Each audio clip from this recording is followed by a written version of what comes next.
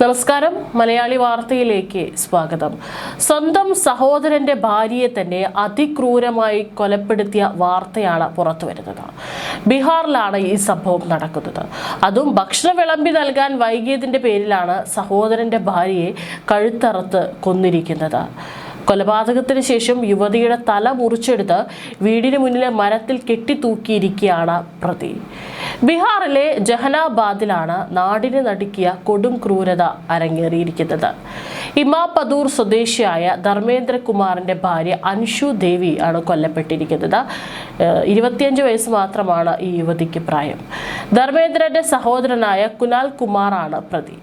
ഇയാൾ ലഹരിക്ക് അടിമയാണെന്നാണ് റിപ്പോർട്ടുകൾ.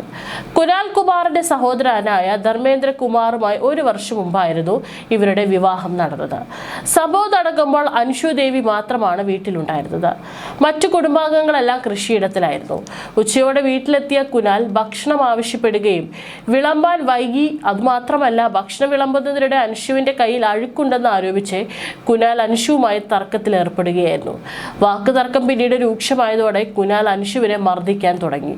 പിന്നീട് അവിടെ ഉണ്ടായിരുന്ന ഒരു കൈക്കോടാലി എടുത്ത് അൻഷുവിനെ ആക്രമിക്കുകയായിരുന്നു. കൊലപാതകത്തിന് ശേഷവും യുവതിയുടെ തല മുറിച്ചെടുത്ത് വീടിന്റെ മുന്നിലെ മരത്തിൽ കെട്ടിത്തൂക്കുകയും ചെയ്തിരിക്കുകയാണ് ഈ കൊടും കുറ്റവാളി. കൃഷിയിടത്തിൽ നിന്ന് കുടുംബാംഗങ്ങൾ തിരിച്ചെത്തിയപ്പോഴാണ് ഭയാനകമായ ഈ കാഴ്ച കാണുന്നത്. തുടർന്ന് അവർ ഉടൻ തന്നെ വിവരം പോലീസിനെ അറിയിച്ചു. കൊലപാതകത്തിന് ശേഷവും കുനാൽ വീടിനുള്ളിൽ തന്നെ തുടരുകയായിരുന്നു. സ്ഥലത്തെത്തിയ പോലീസ് പ്രതിയെയും കൊലപാതകത്തിന് ഉപയോഗിച്ച ആയുധവും കസ്റ്റഡിയിലെടുക്കുകയും തുടർന്ന് അറസ്റ്റ് രേഖപ്പെടുത്തുകയും ചെയ്തു. കൊലപാതകത്തിലേക്ക് നയിച്ച സാഹചര്യങ്ങളെക്കുറിച്ച് പോലീസ് വിശദമായ അന്വേഷണം ആരംഭിച്ചിട്ടുണ്ട്.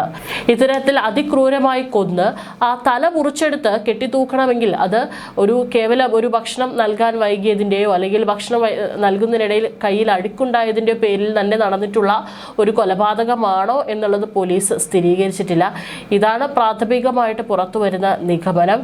ഇനി കൂടുതൽ പ്രതികളെക്കുറിച്ചും യുവതിയുമായിട്ട് പ്രതിക്ക് മറ്റേതെങ്കിലും തരത്തിലുള്ള പകയോ മറ്റോ ഉണ്ടായിരുന്നോ എന്നുള്ളതിനെക്കുറിച്ചും പോലീസ് വിശദമായി അന്വേഷിച്ച് വരികയാണ്.